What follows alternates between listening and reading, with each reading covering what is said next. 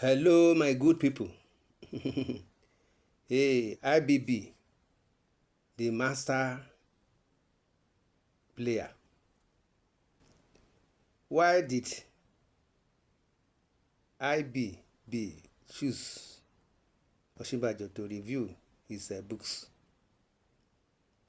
In the grand game of Nigerian politics, where deception is an art, alliances are fleeting, and loyalty is measured in personal gain.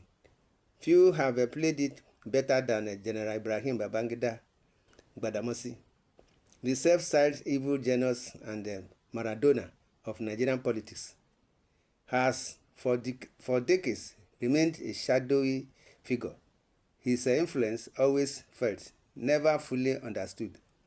His recent book launch, A Journey of Service, was no mere literary event. It was a carefully orchestrated spectacle, loaded with political undertones, silent declarations, and strategy moves. And at the center of his grand performance was an expected actor, Professor Yemi Osinbajo. Why did Babangida, a master of political subterfuge, choose the former vice president, a man whose political career nearly ended at the hands of President Bola Ahmed Tinubu, to review his book? Was this a symbolic endorsement and a subtle act of provocation, or was it simply another chapter in Babangida's never-ending game of power chess? The unsuspected choice. What was Babangida thinking? For those who understand Babangida, nothing he does is by accident.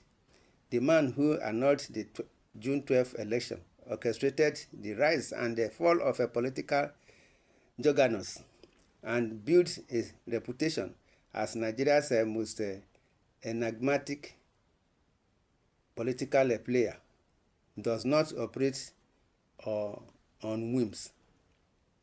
Ambassador Osinbajo, by all accounts, was an unusual pick. He is a technocrat, a man more associated with policy and governance than the dark arts of political maneuvering. He was Tinubu's loyal protege until 2022, when he declared to challenge his former benefactor for the APC presidential ticket. That act of defiance branded him a political traitor in the eyes of Tinubu's loyalists, effectively unveiling him from the inner circles of power. So why did Babangida, a man whose every move is calculated, choose Professor Osinbajo to review his book? Was it a sign that the Maradona of Nigerian politics, is eyeing a new player to upend the current power structure? Maradona's signature move, distribute and divide. Babangida's political style has always been about wanting destruction. He strives on the division, on playing factions against each other, on ensuring that the political waters remain perpetually murky. His greatest talent has never been holding the power, but controlling those who do. By placing Osinbajo at the center of his book launch, Babangida sent an unmistakable signal, one that was impossible to ignore. A snub to Tinubu. Babangida, who understands the language of political power better than most, knew that Osinbajo's presence will be perceived as an indirect challenge to Tinubu. The message was clear. Osinbajo is not finished. He still has a role to play. An invitation to the opposition. Was this a way of rehabilitating Osinbajo in preparation for 2027? If the APC under Tinubu fractures, Could Osinbajo be a rally figure for those seeking an alternative? A political realignment. Babangida's endorsement, even a subtle one, carries weight. He may no longer wield direct power, but his influence among Nigeria's power brokers remain significant. What did Osinbajo's presence mean? Osinbajo's speech at the event was diplomatic, careful, and measured.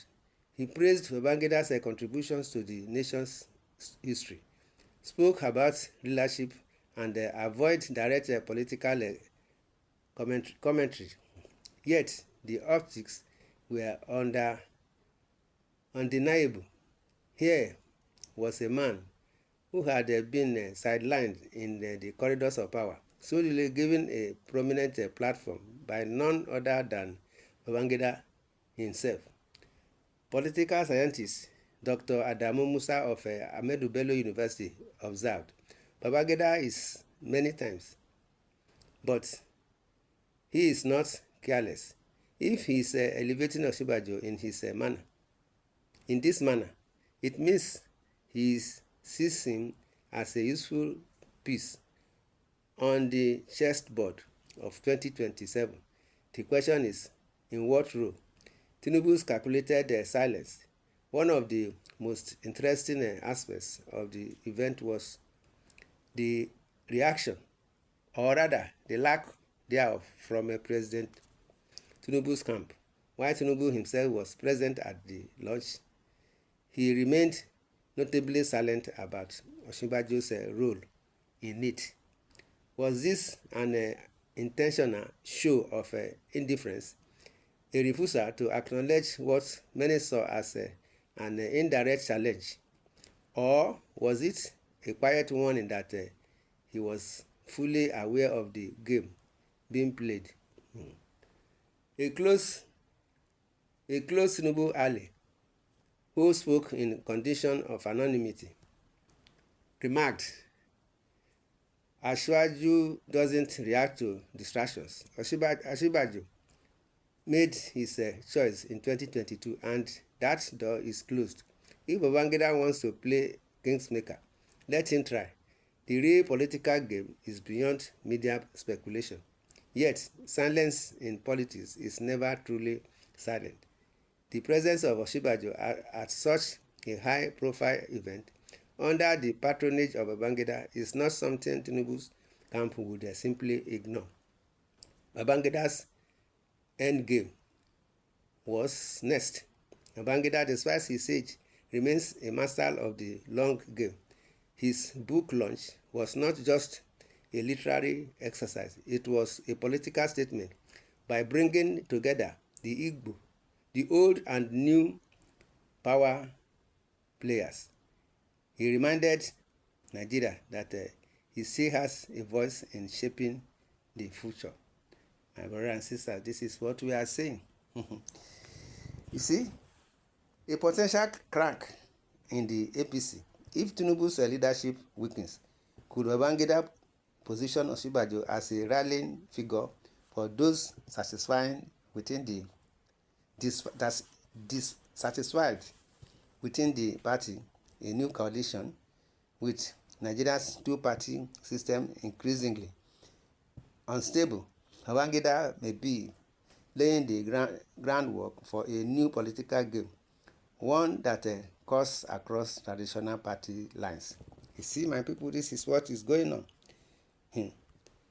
You see, in the comment section, you are free to say your opinion on this issue of Babangida, Osinbajo, and Tinubu, APC, all together. Subscribe to this channel, share, love, and like. God bless Nigeria. Thanks and God bless. Amen.